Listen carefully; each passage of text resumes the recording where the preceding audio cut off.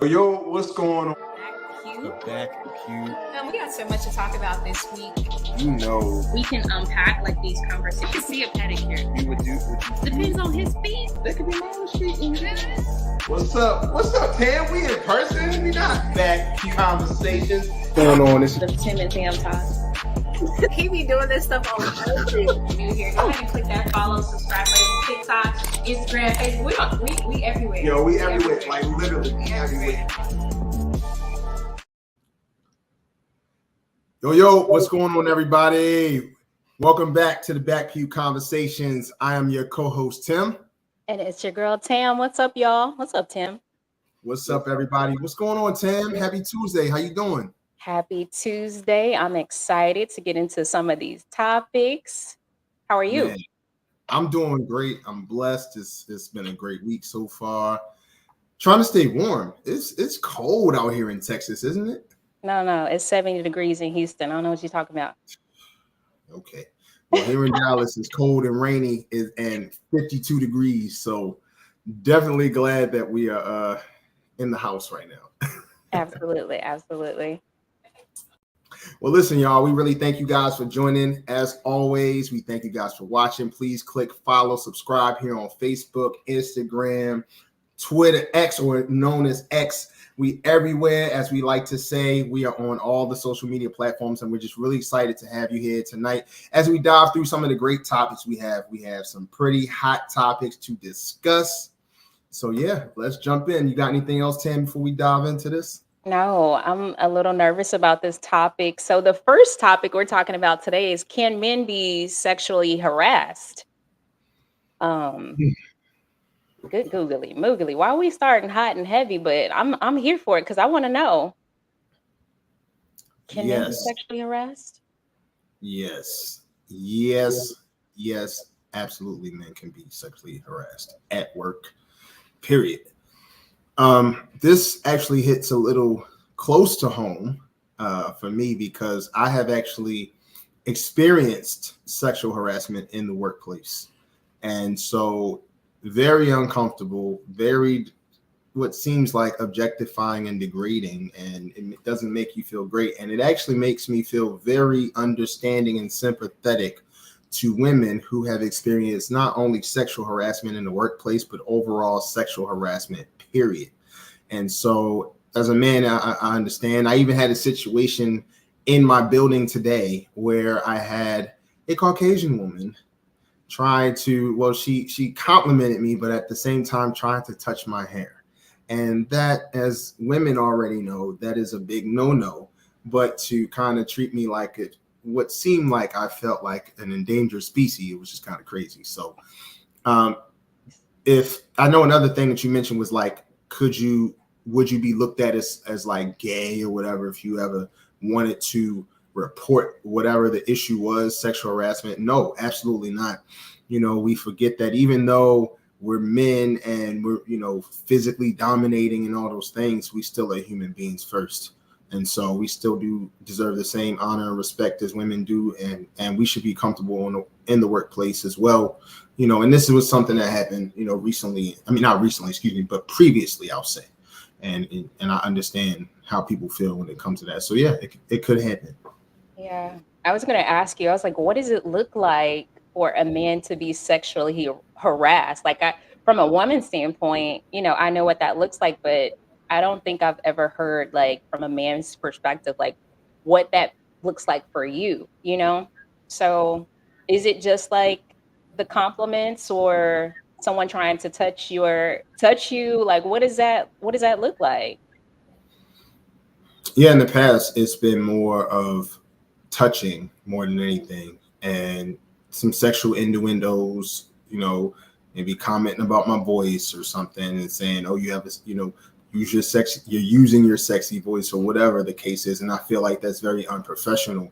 Not only is that something that shouldn't even be shared with me, I mean, I really shouldn't be hearing those types of things from any woman outside of my wife. And so to me, it felt like it was just disrespectful, So it's the touching, it's the random messages you may get sometimes. It happens. So that's what it looks like for me.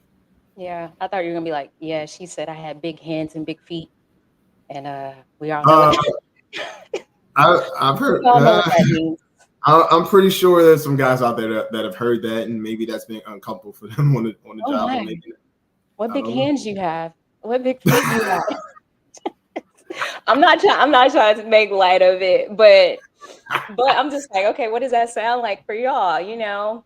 For I think for women, we talk about it quite often, what that looks like in the workplace and the comments, somebody's talking about our breast or our boobs or our shape or the clothes that we wear. Even if we're not wearing form-fitting clothing, it's still, something where we feel sexually harassed or they're just in our intimate space a little bit too close for comfort. So I'm like, okay, is that generally the same thing for a man? And, with that being said, I'm just like, okay, I think I kind of feel like men are always comfortable with those remarks and with that stuff. But I think it's really good for you to be open enough to be able to talk about that and say, hey, you know what? I'm married. This makes me uncomfortable. I don't like when you do that. And just like you don't want to be touched as a woman, hey, I don't want to be touched either. Mm, yeah, yeah, that's real. I think it's more of a stereotype that it doesn't happen to men. That's the disturbing thing, is that it doesn't happen to men, or men don't, they want that to happen to them, but no, that's not the case. I think you still want to go to work, be professional. You still want to have a level of respect for your peers and the people that you work with, and you want them to respect you as well. And Right. so, same types of things that women go through on their jobs, and even being out, women experience it all the time. And so it's unfortunate when it's like that, but especially in the workplace where you're trying to really use your intellect to the best of your ability to try to really contribute to your team, your organization, and you got to worry about things like that. So to the fellas, just let you know, it's cool if if you ever felt that way before. It's definitely okay if you ever need to get to a place where you got to report that type of stuff, report it that way, because typically in those cases also you got to understand that it's always going to be her word against yours, and typically is you got to protect yourself before you don't even have an opportunity to protect yourself, where it could have been one thing that you could have said or done that could have swayed something in a different direction. They could have misconstrued it and then they acted on it, but then once you reject it, now you got to deal with that wasn't what it meant, or whatever the case, or they turn it back on you, and then it's her word against yours, and they 9 times out of 10 they're gonna believe her. So Right. you got to be very careful. So I've definitely encouraged you guys to definitely take whatever steps that you need if that you're ever in that situation. Yeah. I'm going to get into the comment that we got from Peter because he said, I've had women purposely shake their blasters at me at work and smile unsolicited. So I'm not familiar with blasters. Blasters. I'm going to I'm assume assuming he's talking about. I'm assuming he's talking about women's, shaking their shaking their boobies. It's French. shaking their breast, and just they honestly want to see if he's gonna blast off with him. But he's a stand up dude, that I do know, and glad that you kind of fell back while they was Peter, trying. what do you do in that case, sir? Yeah, What and happened after the blasters were shaken?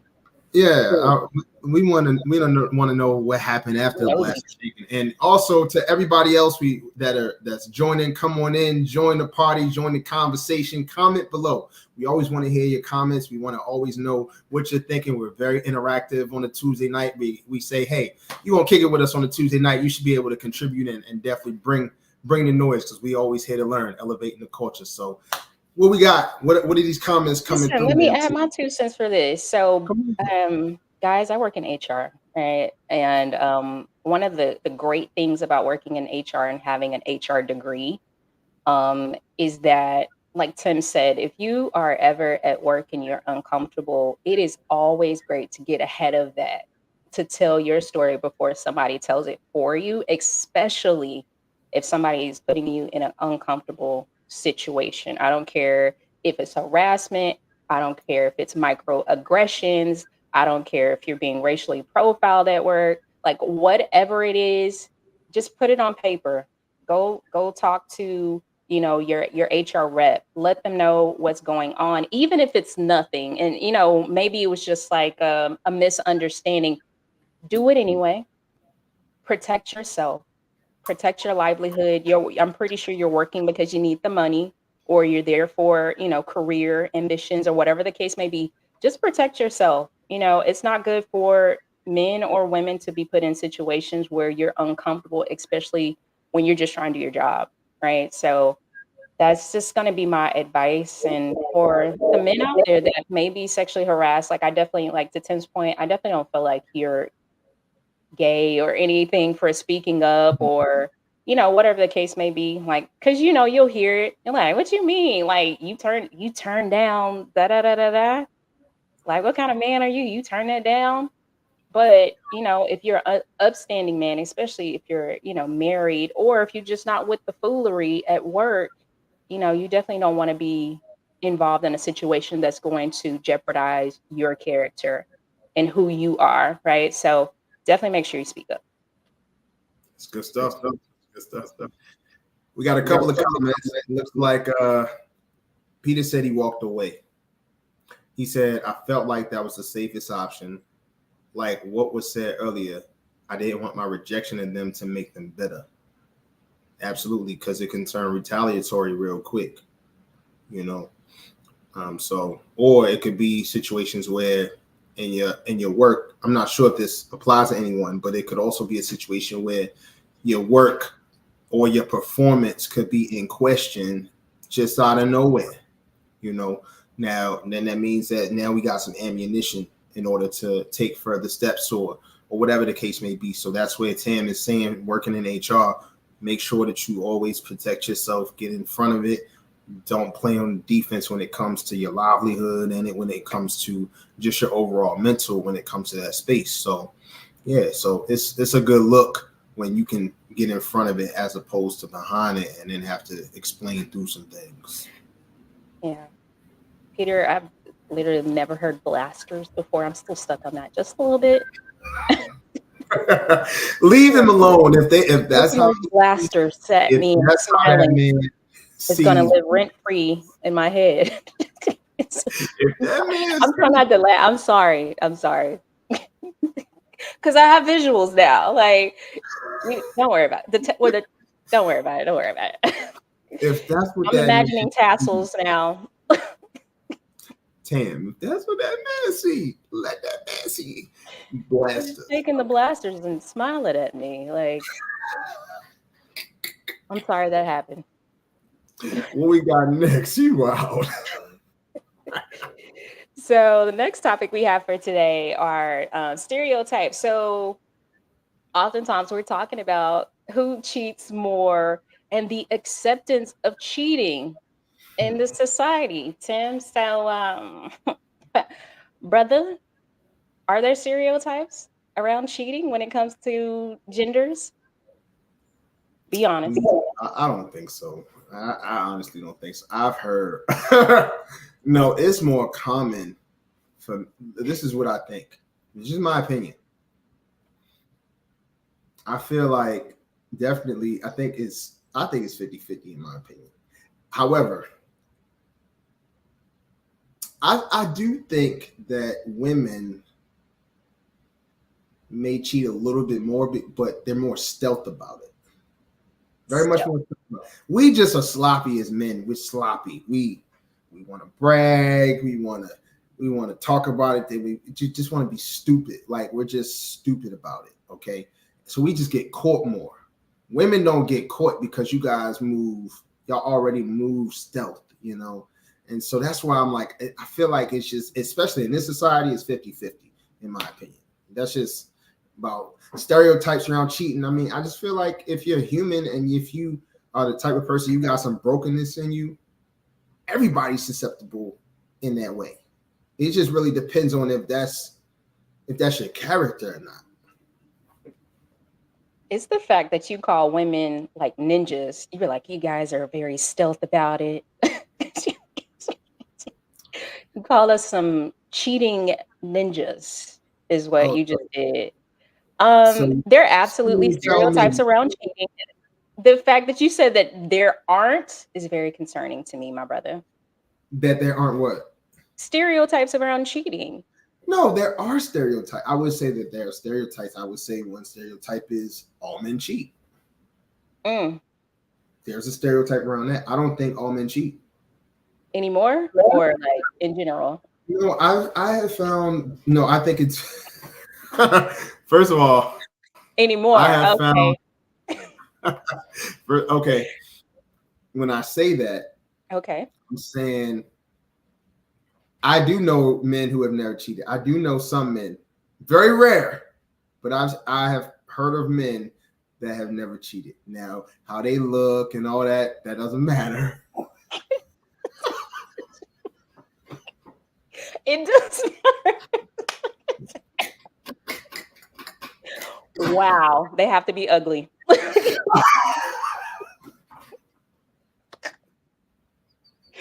The ugly ones don't cheat. Is that what you're trying to what are you trying to say?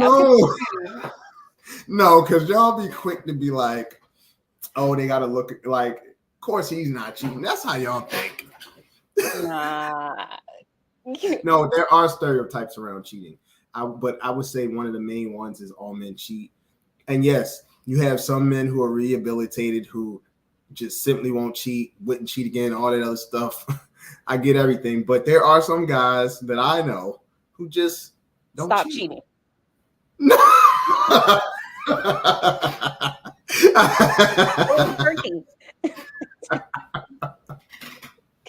Where are they? What island is this? They're out there. They're out there. What planet are we talking about? Oh, can I go? Gosh, man. I'm just saying. Okay, what are your stereotypes around cheating? Are there, in your opinion, any stereotypes around cheating? The ugly ones do cheat. And if amen. Okay. Well. Absolutely. Okay, so first of all, stereotypes around cheating. Men feel like y'all deserve a pass for cheating. I have no idea where this theory came up. I have no idea where it came from. I don't know what generation created this. I have no idea. What is it? What is Peter saying? Oh, now I want you to read Peter's statement, please. I'm gonna let you read it. What? Peter said, "LOL, ha ha ha. Y'all are wild. I've never cheated. I've been cheated on though, not by my wife. Got to be clear. But yeah, it's just not in me. When temptation and opportunity comes, you have to walk away." You got a brother right there who I'm gonna have to do a Carfax on Peter.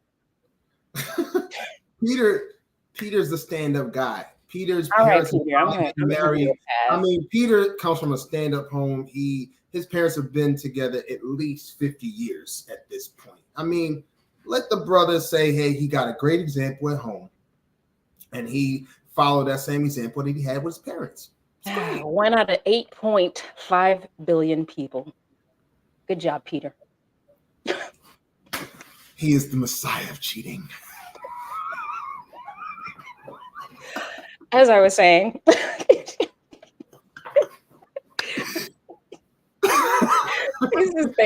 Thanks, Mom and Dad. My dad stand up. I love it. And you know, I'm just kidding with you, Peter. Don't leave us. But theoretically, men cheat. And you guys, not all of you, I'm gonna say this, but most guys are proud of cheating. They're proud of the opportunity to be able to sleep around. And when women do it, it is like somebody put a period stain in the bed, and it is an absolute no-no, as if women don't have the same desires sexually as men. And that to me is a huge stereotype. And when we get to the church, like, it's men in the church who still cheat, who still be out here dropping it low and dipping it something else. I don't know what I was about to say. But okay, so you mean to tell me that you want to call the men out in the church? You want to call the men out in the church? So you mean to tell me these women ain't out here doing stuff in the church? They absolutely are. Okay. They absolutely are. And you know what? You're right. I do feel like more women cheat than men. But I think men are the only species that are proud about cheating. Y'all give each other attaboys for sleeping with multiple women. Women don't often do that about sleeping with multiple men. Women, like you said, are very covert when they sleep around because of the stigma around sleeping around for women. So I think, when it comes to stereotypes, there's absolutely a stigma when it comes to women and men. A lot of y'all feel like y'all deserve a pass just because you carry the semen. And I don't love it. I don't love it at all. There's no blast. Oh, wait. Peter talking about. There you go. I mean, I don't know whether all that or the blasters thing is still throwing me off, Peter. Like, can we get a new word? I feel like we changed it that way. I absolutely love it. I love how he truly loves his wife. So shout out to you, Peter. We need more brothers like you. But I'm about to ask you. I'm gonna ask you a couple of questions because I know my fellas are out here, and I know they like, yo, Tim, yo, get up. That's what they saying. They saying, get up. Because let me get you real quick, sis. Okay. Let's go back to the Old Testament since you want to be biblical, and this is the Back Pew conversation. We sitting on the back pew, right? That's what we got. Didn't kings have concubines and multiple wives? I didn't make it right. I didn't say it made it right. I'm not saying it made it right. And all the ones that had concubines and multiple women, they all had a fall. Every single one of them. I'm not saying that. I'm not illustrating something saying that it's right. What I am saying is that you wanted to call the fellas out. Yeah. On something that was unnatural. Yeah. God intended for it to be one man and one woman when he created Adam and Eve. He didn't create one Adam or 5 Eves for one Adam, right? It just happened to be that way when sin entered the world. So I get all of those things, but I'm just saying that we each have a responsibility as men and women, because you just said it. Women, they known to cheat more. We just are more proud about it because that's just unfortunately in our sinful nature. It's our sinful nature to want to brag about it because, hey, keeping it a buck, this is how men think. Yo, new, you know what I'm saying, is the best. That's a bad way to think. We like, man, ain't nothing better than the new. And that's not the way to say it or think it or anything. But unfortunately, that's the mentality that we've adopted and grown into. So many different stereotypes. There's a bunch of them. There are a bunch of we could talk about. We could be here all day. All right, let's get into the next topic, Tim. If you're okay with that. Let's go. All right, we're gonna get into a little bit of politics. Your boy Trump, he actually said this a while back, but allegedly, apparently, he wants your vote, and he wants your vote with Trump and no payroll tax. He wants to eliminate the payroll tax. Now, whether or not we believe this man, I have no idea, but we got a little video. Y'all, let's take a listen. And on the payroll tax, we'll be terminating the payroll tax. After I hopefully get elected, we'll be terminating the payroll tax. So that will mean anywhere from $5,000 to even more per family. And also great for businesses and great for jobs. A lot of people will be very happy to hear that. A lot of the great, certainly conservative economists will be great to have. They think that's the greatest thing we can do. That's better than the payments. That's better than anything else.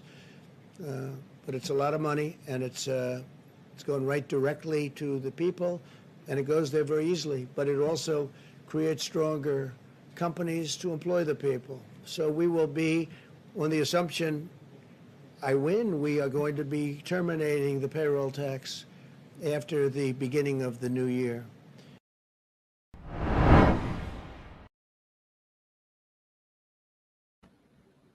So your boy Trump said he wants to eliminate basically Social Security. That's what we're talking about right now. So he wants to eliminate Social Security, and based on the feedback I saw, Tim, big businesses, they were not happy with this at all. They said it was going to be more of a headache than not. But how do you feel? I mean, I don't want to. Firstly, I mean, it's so much to unpack. How do you feel about Trump, and then how do you feel about no payroll tax? I do not consider myself an economist. I'm just, but being a business owner, entrepreneur as well, to eliminate payroll tax, of course, on the surface sounds favorable. Okay. Of course, you would love to eliminate the payroll tax. That can do amazing things for your business, especially if you're a small business owner, but even the big companies too, right? But what I will say is that everything that sounds good is not good, because we're talking about something and someone which is they're trying to find their way back in so many different ways to get back into office, only to wreak havoc at the end of the day. You know, when we look at all the things that happened during his term, the insurrection, the George Floyd murder, so many things, the pandemic, everything. There were so many things that you could just turn to and just say, oh my gosh, like, we cannot let this man back in office. So how I feel about him as a president, very unfavorable. Mm-hmm. But at the same time, you know, and about the payroll tax, while it sounds favorable, like you said, it's going to be a lot more trouble and a headache for larger companies, you know, so we need to really be careful about this. This is an important time. Yeah, I feel the same way. So Trump will not get my vote. I really don't even care what he throws out there.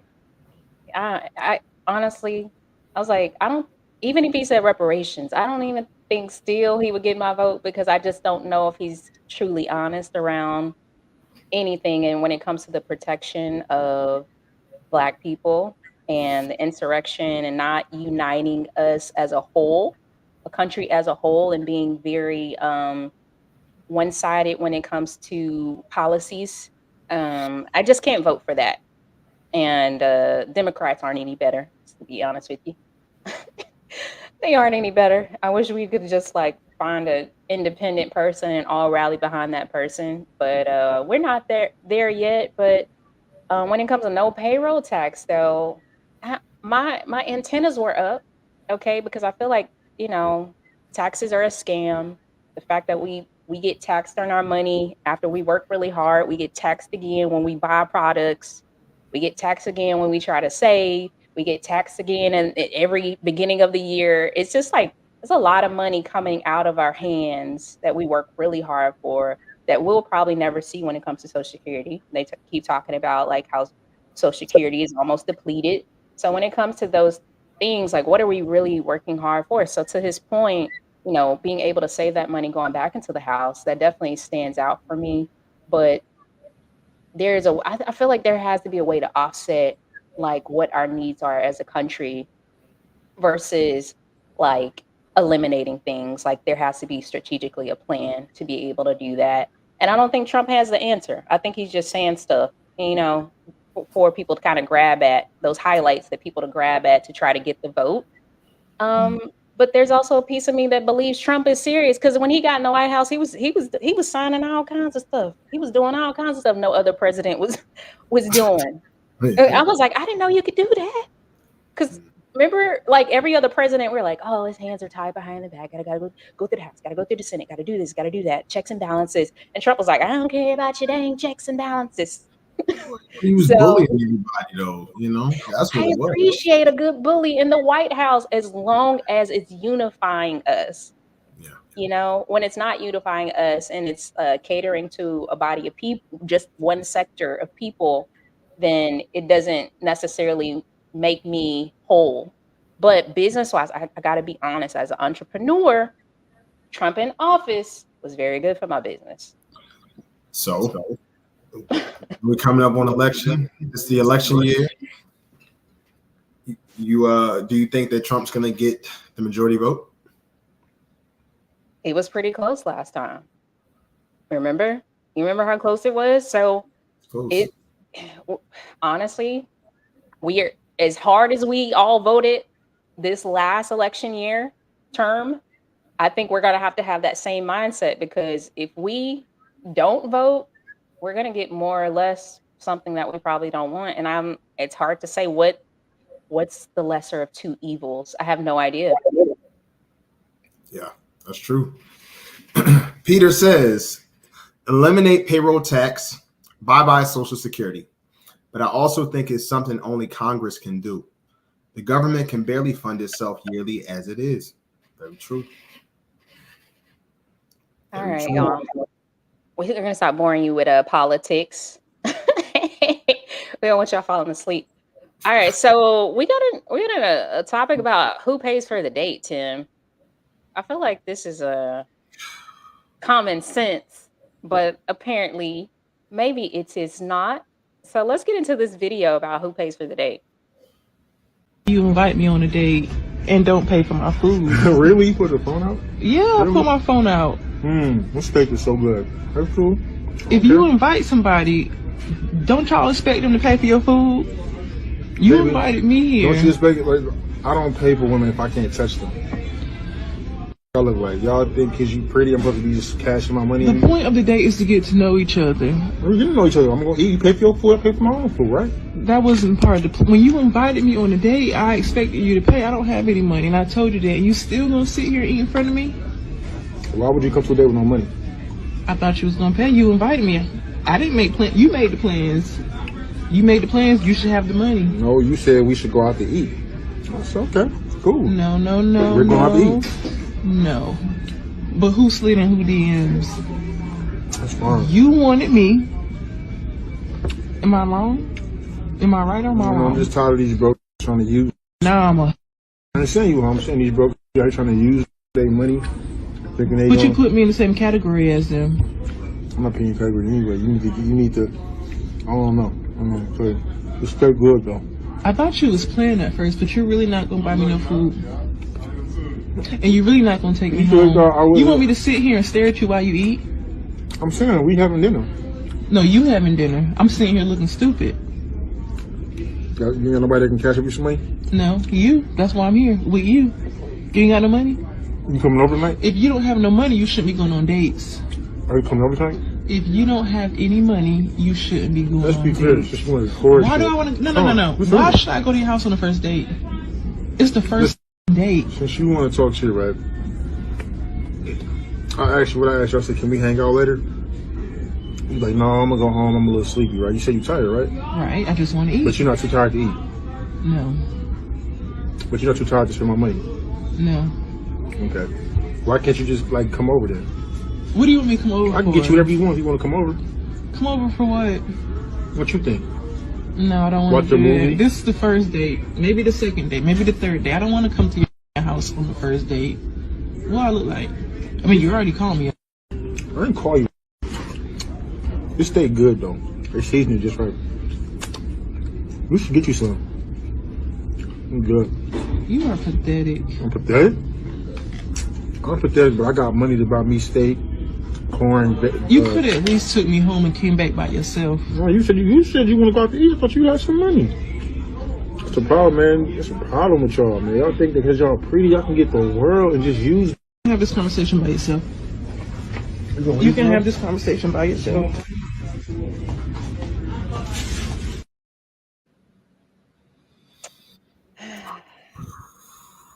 Why does that feel so heavy to me? Because I'm just like, what? I have a lot to unpack really quick. Go ahead, brother. First of all, Why does she sound like Big Shirley from Martin?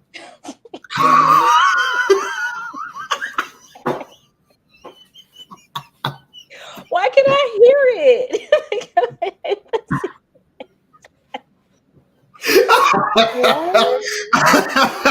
Oh, she did, didn't she? She did. Oh. She sounded okay. That was the first thing.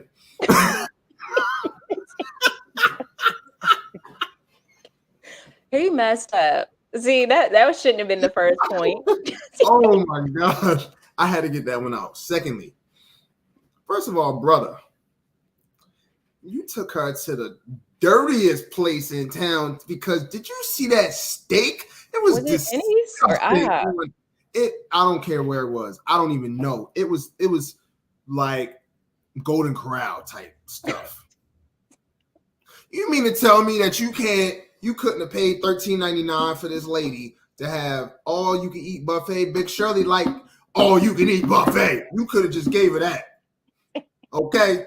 That's what I'm saying. You should have gave Big Shirley what she wanted. Now, Big Shirley left. She said, I'm not even having this conversation with you. After 2 minutes and 57 seconds, she said, I'm not having it with you no more. So, but to not get her nothing to eat, brother. Come on, brother. You slid in her DMs. Come on. That's dating 101, man. Like, if you gonna at least ask her out, just pay for her meal. And come on. And then gonna say, I'm tired of women. Okay, so now you throwing trauma, your own personal trauma on this lady? I mean, what the heck? Come on, kid. And then on top of that, you gonna invite her to the crib after you didn't even buy her anything to eat. What? How traveling are you? You go to your crib hungry? I'm so done. I'm done. All right, I'm done. Go ahead. So let's get Peter had a comment. He said, this brother is dirty. He said, I'm not paying if I can't touch you. Men can't use something as trivial as a meal to gain leverage over a woman and her body. She was right to call him pathetic. The man should pay for dinner and not expect sex. This brother is a Kevin Samuel enthusiast because that is a Kevin Samuel message. Kevin Samuel would go around saying the same type of mess, right? Like, hey, if you go out with a man past 6 p.m., you better be expected to open them legs. I hate to say, I don't mean to be rude to any woman out here, but that's essentially what Kevin Samuels would say to these men, which is why you would have some of the just craziest thoughts that men would think that they actually saying this mess. So that's crazy right there. Always using food for leverage. I mean, yo, it's not even what's up. Come on, it's 2024. Use something else's leverage, but use something honest and transparent as leverage to get to that place, but get it after marriage. Get it after you learned about that person and studied that woman and all those other things, but you keep trying to go the same way for food. Yo, that's play, man. Stop. It's the fact that you can't trust a man to get a well-done steak. I was looking at the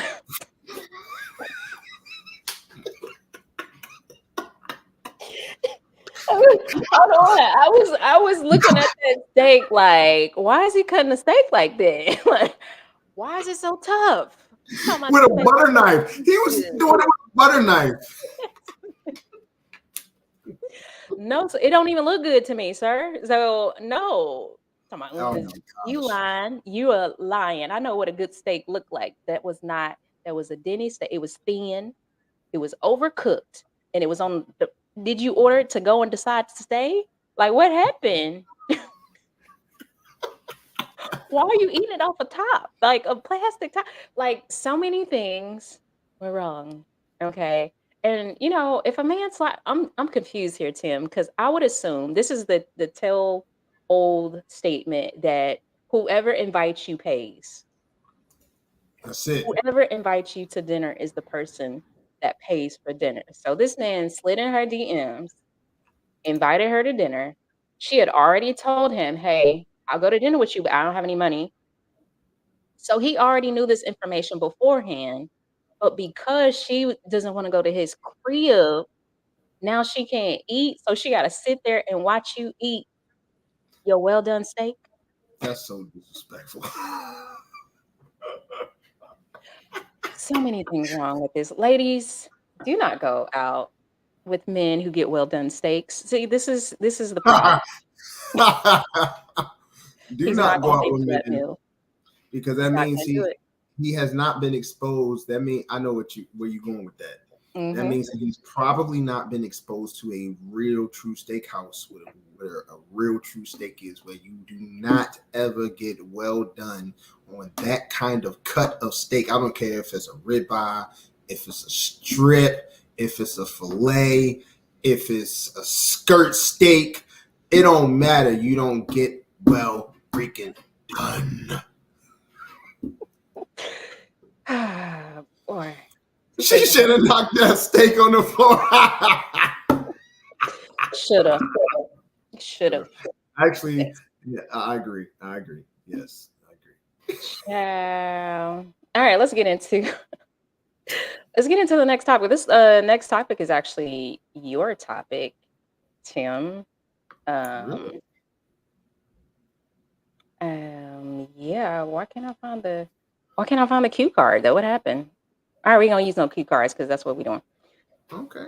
But we got video, so let's get into it. When a man tells you he loves you and he has not tried to upgrade your lifestyle or your well-being to put you in a better situation, he's just trying to love bomb you to get you to lower your guard so he can drag you straight to hell. Sorry.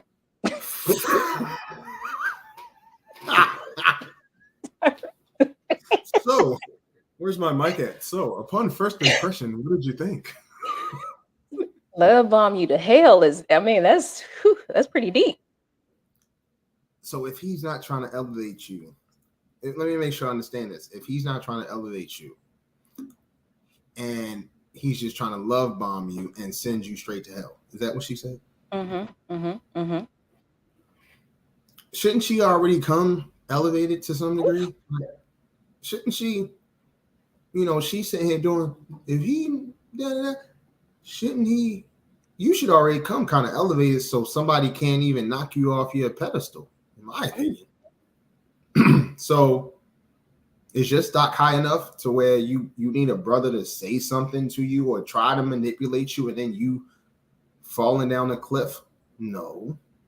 You need to make sure you at a good place first. And then you choose a partner who is like-minded and equally yoked. And you'll actually figure that out if you keep your legs closed. Why don't we start there? If we keep it in a buck. Because, yeah, some of these women out here like to fall for the okie doke.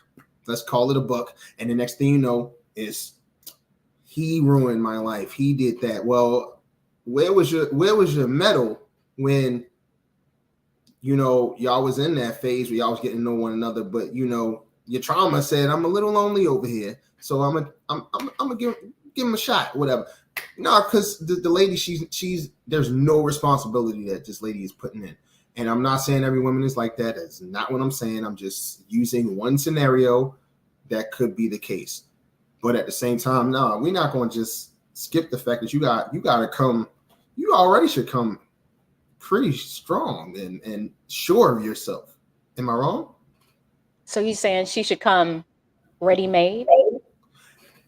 I'm not necessarily saying, no, first of all, no person is ever going to be completely ready-made. I'm not saying that. I'm just saying that when you look back at that video, she's saying if that man's trying to manipulate, no, okay, there could be some of that. There's probably some stuff there, like you never know. It's strong women out here, and with strong women, some brothers are not equipped for these strong, independent women. Okay. And so what do? They will try to manipulate. They'll try to change the situation and all that other stuff. I get that too. But she just we don't even know what your status is, ma'am. You just coming off just saying if he's trying to do something, he's just trying to love bomb you. No, but I just didn't understand it completely like that. Yeah. I think what she was trying to say and what she said were two different things, right? Um, elevation is more of a mental thing, right? And then love bombing is more of a tangible physical thing. Love bombing is like overly buying gifts and overly just doing stuff and trying to blind you with the one hand and not knowing what the other hand is doing. But what she was talking about, I mean, was very valid, but maybe she said it wrong, you know?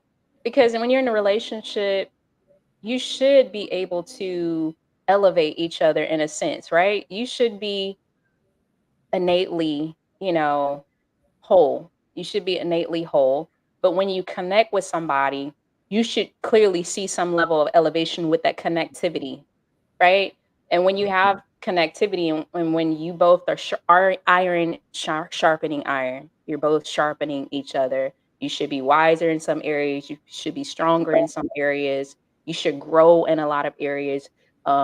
Being connected to the right person is going to be able to have you hold that mirror up. They're going to hold a mirror up in front of you for you to see all of your flaws, all of the when you talking too loud, when you yelling and cussing and fussing and the stuff that you shouldn't be doing.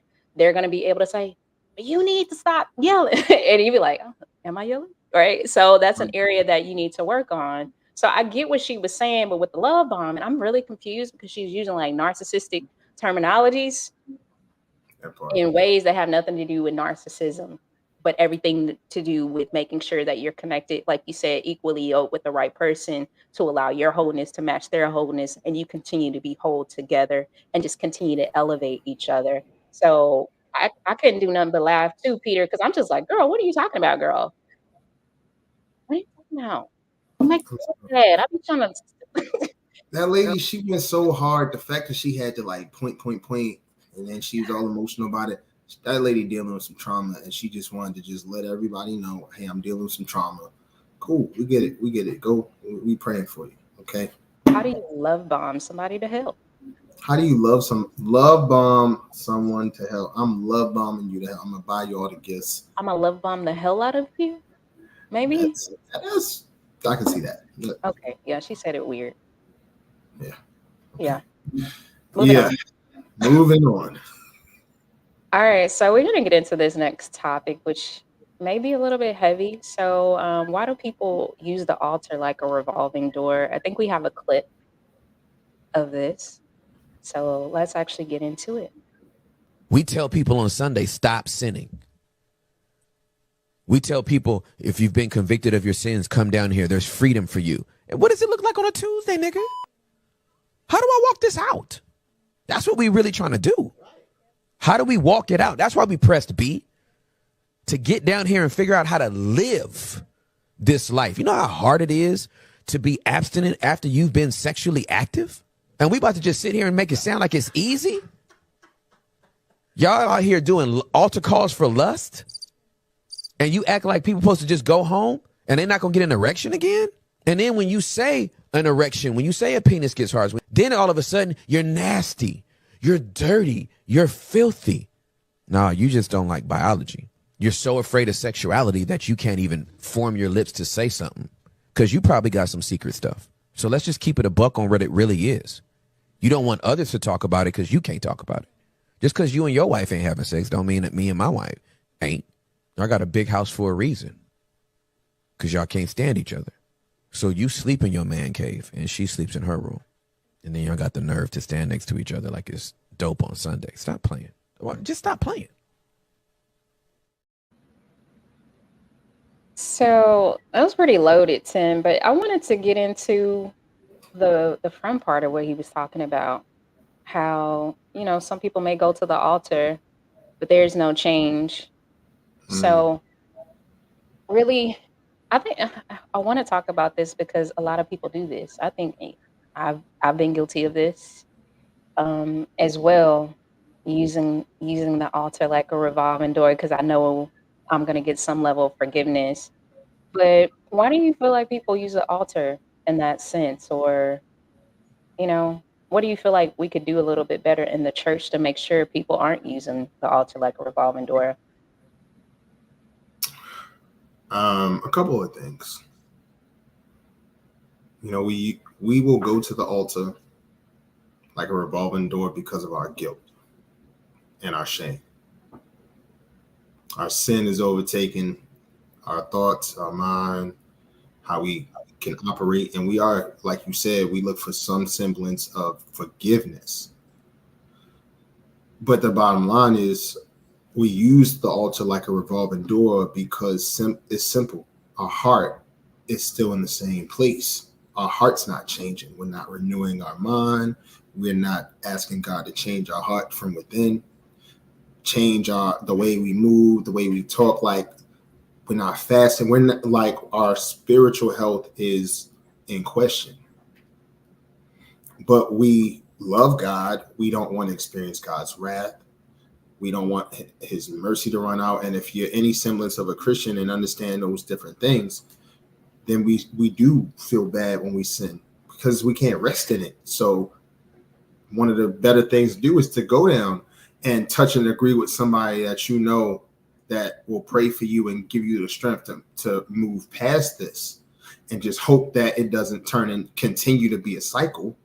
But that's what happens with sin. Sin is a cycle. It goes from shame to anger to, regret and all those different things. And then it repeats itself over and over. So because sin is like a revolving door, that's how our prayer life is going to be like a revolving door. Going to the altar is going to be the same way until we make a conscious effort to, number one, we got to start calling our sin out. Don't let it sit in the dark. You got to bring it out. So you got to tell somebody that you trust, somebody that you have a relationship with, somebody that you have wronged. Start calling these things out, because the longer you keep it in the dark, the more the enemy can play with it. So you got to bring that out so that we could get better at changing, like tangible change from within. So don't let it sit anymore. So that's like one of the first steps. It's like ways that we got to do. We got to be in community. We got to be in community with people. We do have to have a church home. We got to be able to connect with people in that aspect. And connectivity is what brings us together. We're better together. We're stronger together. So those are a couple of things. I mean, it's many things, but I'll kind of stop there and let you chime in. Yeah, I completely agree with you. I see often when people go to the altar, it's like you said, so they do have that guilt and shame of their sin. They feel dirty. They feel nasty. And often, if you have some connectivity or root in the church, when right and wrong, conviction takes root. If you in the church, that conviction is going to be like, this is not what I created you for. I created you for more than this. So conviction is going to mess you up. It's going to actually, the Holy Spirit is actually going to deal with you. But oftentimes when we go to the altar, we want forgiveness, but we don't want change and transformation. That's good. We just want to get the yucky feeling off of us.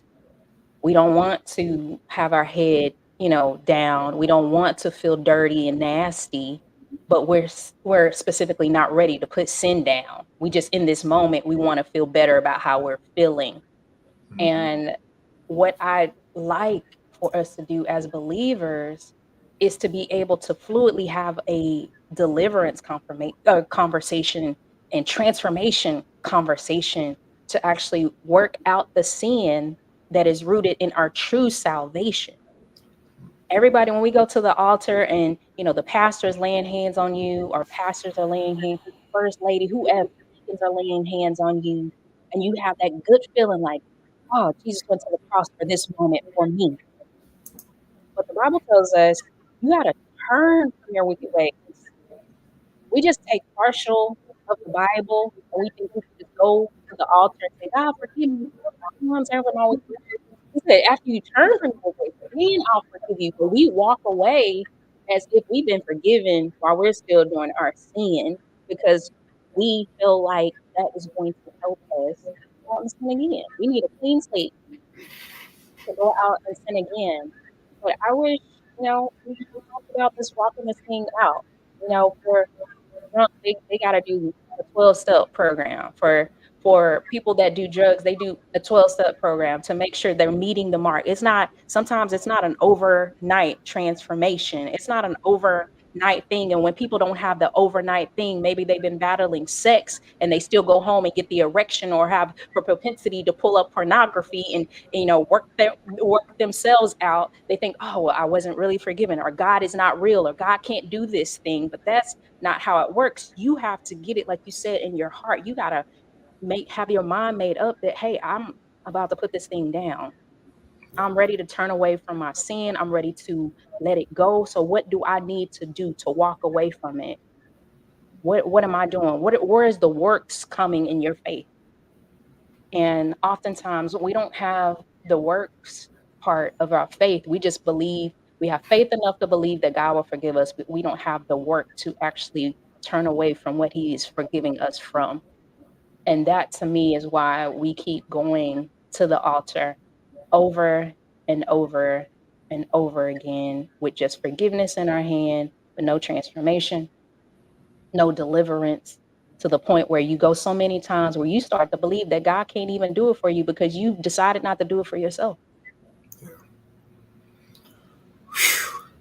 Sis, you just gave a 5-minute sermon. Y'all emails. Well, praise the Lord, saints. No, seriously, that was spot on. Because that's so right. That's so true. We definitely have that revolving door for all those reasons. So I couldn't have said it any better. I think that was dope. It was dope. So we got some comments. I'll go ahead and go through these real quick. Peter says, all great points. Also, churches have gotten away from shepherding people after Sunday morning. As churches have gotten bigger and bigger, people are left trying to figure out what to do on their own.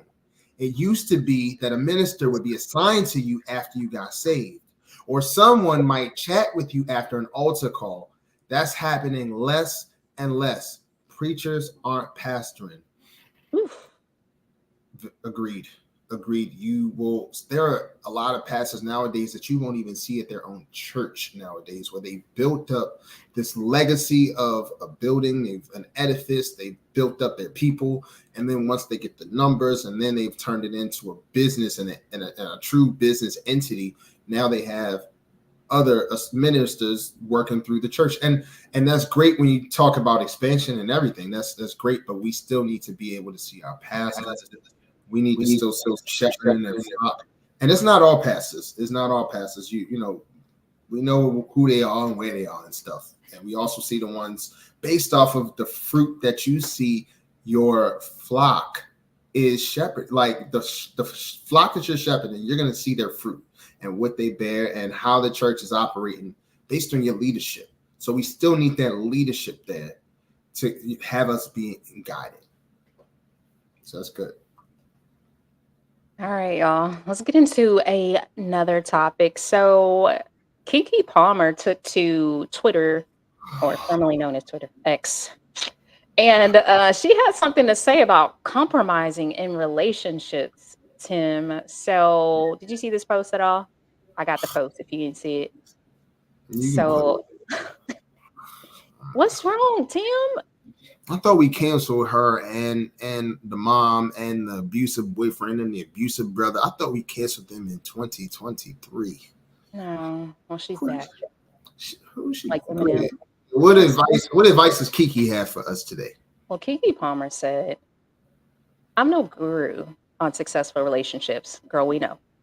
But I believe that love should honor individualism, even in partnership. If I'm not good as an individual, how can I be good in a union? If love means compromising my passion, ambition, and dreams, then it's not the love for me, because if I lose myself, I'll eventually lose you too, or worse, blame you. So how do we feel about what Keke said, Tim?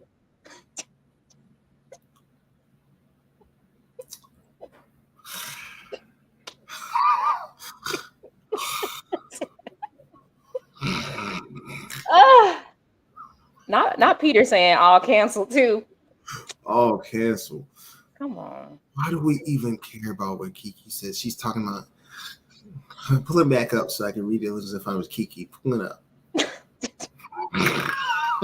Okay, here we go. I'm no relationship on success. I'm no guru on successful relationships, but I believe that love should honor individualism, even in partnership. If not good as an individual, how good can I be in a union? If love means compromising my passion, ambition, or dreams, then it's not the love for me. Because if I lose myself, I'll eventually lose you too, or worse, blame you. Okay. All right, look. I'm done playing. What is happening? I'm done playing. Okay, look.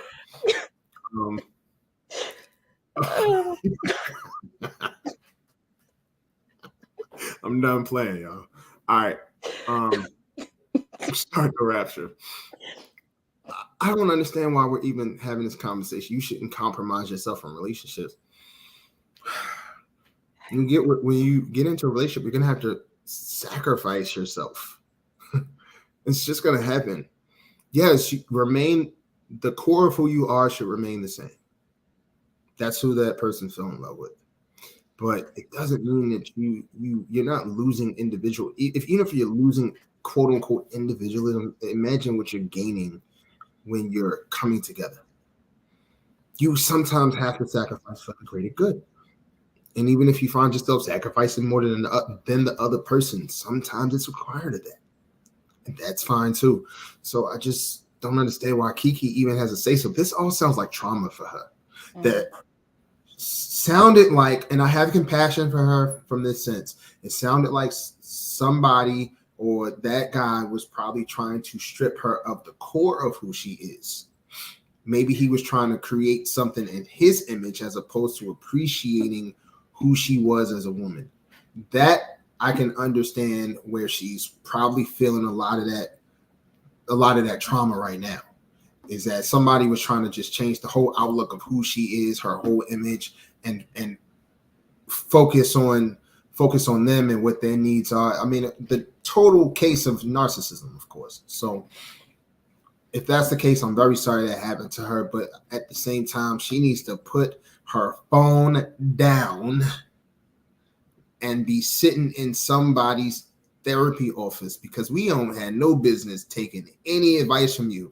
You are currently bleeding on the people, I like to say, with your remarks about this, because now you're going to have somebody else look at your situation, pull up your news story that happened from months ago, and then all of a sudden it's going to affect other people. So you got to be very careful about what you say. That's why I get tired of people always just automatically saying something without remembering the impact they have.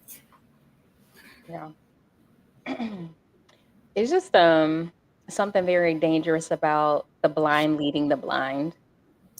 I get so frustrated when people who do not have successful stories and that are speaking through their trauma around relationships that are whole and healthy are going to require some level of compromise and sacrifice over and over and over again when you don't want to do it, when it hurts the most. Like being in a relationship, it's not going to feel good all the time with your compromise. You're going to have to bend in some areas that you are probably used to enjoying your individuality. You're going to have to let some things go. You're going to have to probably let some people go, some habits go. It's a lot of dying to yourself, a lot of dying daily, because you're becoming one with a person and you're chiseling off all the bad habits that don't belong in the oneness of your relationship. So to say healthy or whole relationships or marriages don't require some level of compromise is absolutely fugazi. It's wrong to spew. And anybody that believes that sounds very selfish to me. It sounds very immature to me. And you probably shouldn't be in a relationship at all if you value just being an individual over being one, because you have to be one with the person you're marrying. You just simply have to be. You have to compromise. And I'm not saying you got to lose yourself, We're not talking about lose yourself. I'm not talking about walk away from your purpose. I'm not talking about, give up your gifts that God has given you. I'm just talking about all the things in your life that don't belong in a marriage, that are hindering your relationship, that you could budge a little bit on. Do that for the greater good. And you're going to have to continue to do it. As both of you grow, you're going to have to continue to iron out those wrinkles for a healthy relationship. You're just going to simply have to do that. And it's not going to feel good. And it's not supposed to. When you are being shaped and shifted, it's not going to feel good. Listen, I want to add on a couple of things, if I may. There's going to be seasons in relationships. She just mad because nobody wants her blasters. He's still on his blasters thing. You can have that blasters. For those of you who are just now joining, blasters are breast. From another man's point of view on that. But continue to join the conversation. We love to have you guys. So go ahead and comment below on anything we talked about, including blasters. But I was really going to also add about the compromise. There's going to be times in relationships and in marriage where one person is going to have to sacrifice more than the other. There's going to be seasons like that. And to the person who sacrifices more, they're going to sometimes feel like they're unseen. It's going to feel unfair. It's going to feel like you're pulling more weight than the other person. It's going to feel off balance, right? But God is doing a shift in that season. Maybe he's requiring more of you, which ultimately flows down into the relationship. There may be something that he's trying to pull from you, as opposed to us looking at it like the other person's benefiting, but I'm over here suffering. And then I'm not saying that you disregard any of that, but it's going to be different seasons where we have to be in tune with what the compromise is. Let's talk about this. Let's communicate. Hey, this is going to be the season. And I know that, hey, my wife wants to go back to school, which she does. Hey, I know that I'm going to have to sacrifice a lot over here. You know what I'm saying? And so I got to keep that in mind. And if there's things that she already sacrifices for me, you got to keep those in mind. You are in a relationship with someone. So I would definitely think that you have to compromise in relationships, especially in knowing that it's seasons, just as long as you have a partner who is appreciative of the sacrifice, who constantly affirms you in that season, it makes the sacrifice a lot easier to want to sacrifice and to have a willing heart and to understand, okay, it's not always going to be like this, but this person, they holding me down in these other ways. That's good. All right, Tim, we got one more topic. What we got? Oh, you had this, because I don't even know. I've never listened to y'all. Let me tell y'all out here, I've never in my life until today ever heard about blood in pasta.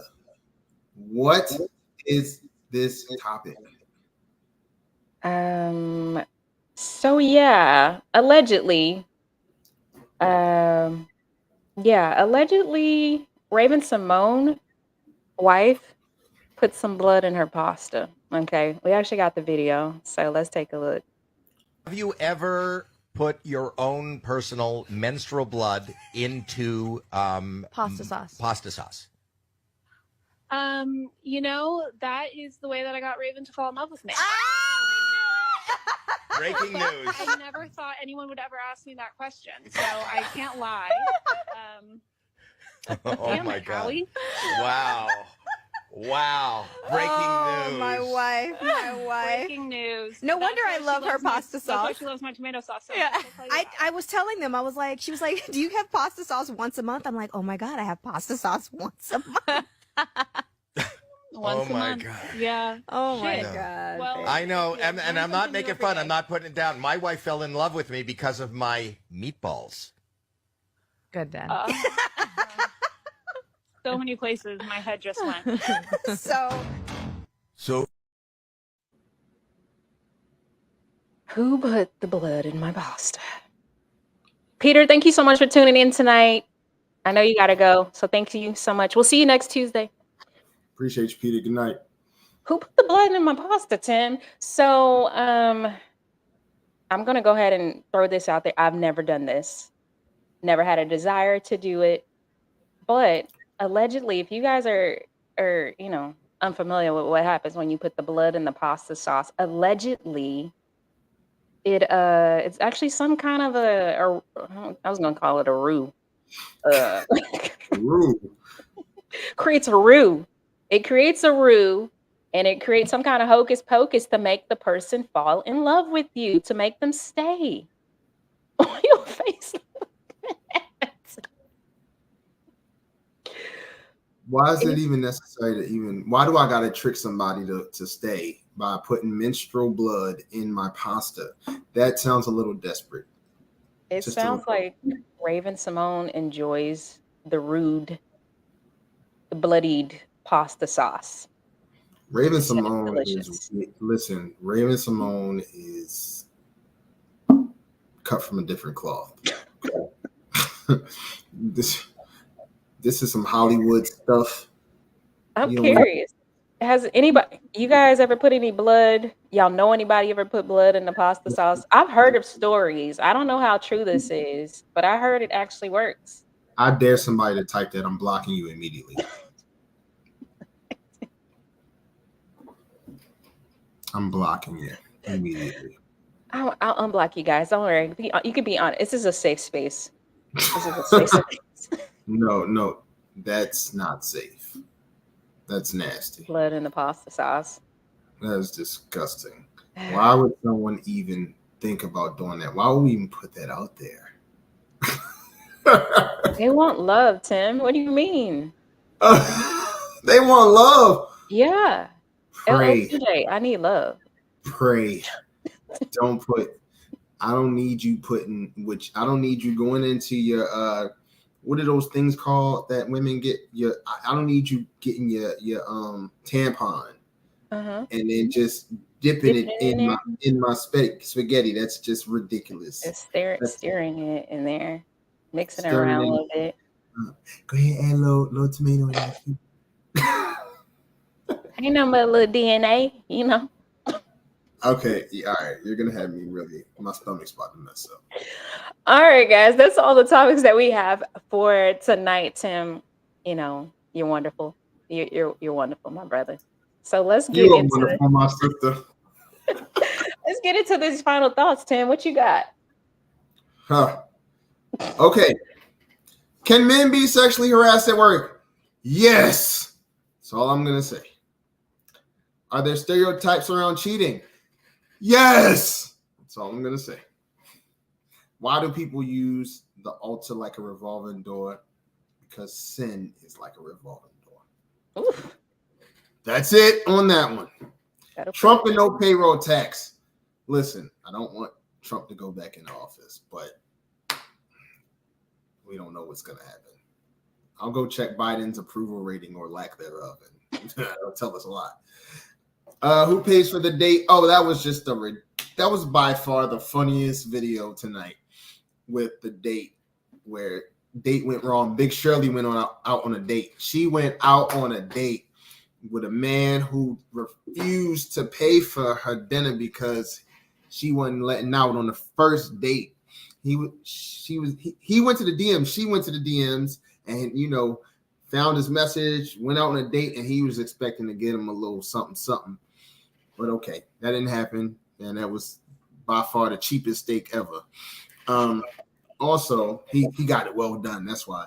Let's see. You really shouldn't compromise in relationships. We just talked about that. Yes, you should. You really do. And overall, I'm not talking about that blood mess. That's ridiculous. So next, it's on you. What are your final thoughts? Can men be sexually harassed? Absolutely, men. Feel comfortable enough to tell your story, your He Too movement. Go ahead and sorry. Yo, you are so disrespectful. That is so rude. I'm serious. I might need to copyright that. Oh my goodness. Okay. All right. That was a good one though. All right. Guys, I'm trying to be serious about it. All right. Are there stereotypes around cheating? Absolutely. Men think they're the only ones in these streets that can cheat. Women can do it too. Women do it better, but it isn't how to brag, guys. We should just, nobody should cheat, but it's hard to find a non-cheating person out here in these streets. Why do people use the altar like a revolving door? Basically everything that we said. People use it like a revolving door because they want to get rid of the guilt, the shame, and they want to maintain their sin. They know they have a safe space to put their sin down for 2 seconds and then pick it back up as soon as they walk out the door. So until they get tired of that, the altar will always be a revolving door for those individuals.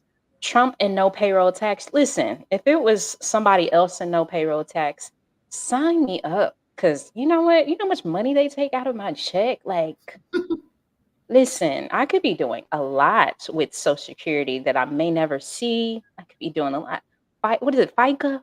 Whoever, Uncle Sam and them. If I kept all my money, I can spend it on the honeys. You understand what I'm saying? All right. And then who pays? Listen.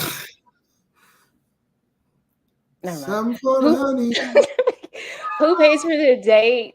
Listen, that video is a hot mess. Ladies, if you're out here going to IHOP with a man who's slid in your DMs and he is ordering a well-done, I don't care what restaurant you go to. If he is ordering a well-done steak, this is your cue to say, you know what?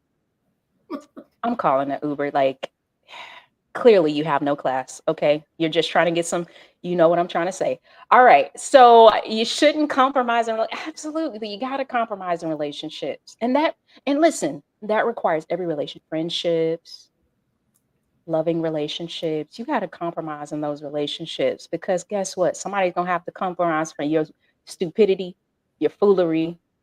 Somebody's going to have to compromise for you. So if you just out here and you don't want to compromise for these relationships, guess what? You're going to be sad and lonely. And who put the blood in my pasta? I don't know who put the blood in the pasta, but we do know Raven Simone's wife is very proud about her pasta and menstrual situation. I do not recommend, but I've heard that if you want somebody to fall in love with you, that's what you need to do. Now, whether or not you're going to go to jail behind this stuff, I have no idea. That's to be known, unknown. I don't know. All right, that's all I got for final thoughts. Tim, what else you got for tonight? Not much, honestly, we just really, really want to thank you guys so much for joining the Back Pew Conversations here at Tim and Tam Talks. It's always been a pleasure kicking it with you, Tam. Always. So we'll see you guys next Tuesday, every Tuesday, 8:30 p.m. Central Standard Time. Thank you guys so much for tuning in. If you are watching this on replay, you didn't catch us live, I'm so sad about it because we wanted to, read your comments. We want to, see you out here in these streets. We want to laugh at some of your jokes, but unfortunately, you're late. Why are you late? Don't be late next week. We'll be on time. Don't be late. And if you're new here, go ahead and like, subscribe, and share this content. If you see some value, go ahead and share it with your people. As Kirk Franklin, all my mama name, all my family name, all my people's. Okay. All right. We'll see you guys next week. Thank you so much for tuning in to Tim and Tam Talks. This is the Back Pew Podcast. We'll see you next week. Bye. Peace. Good night. Yo, what's going on? Back Pew. We got so much to talk about this week. We can unpack these conversations. You can see a pedicure. You would do. Depends on his feet. There could be more street. What's up, Tam? We in person. We not Back Pew Conversations. What's going on? This The Tim and Tam Talks. He be doing this stuff all the time. New here. Go ahead and click that follow, subscribe button, TikTok, Instagram, Facebook. We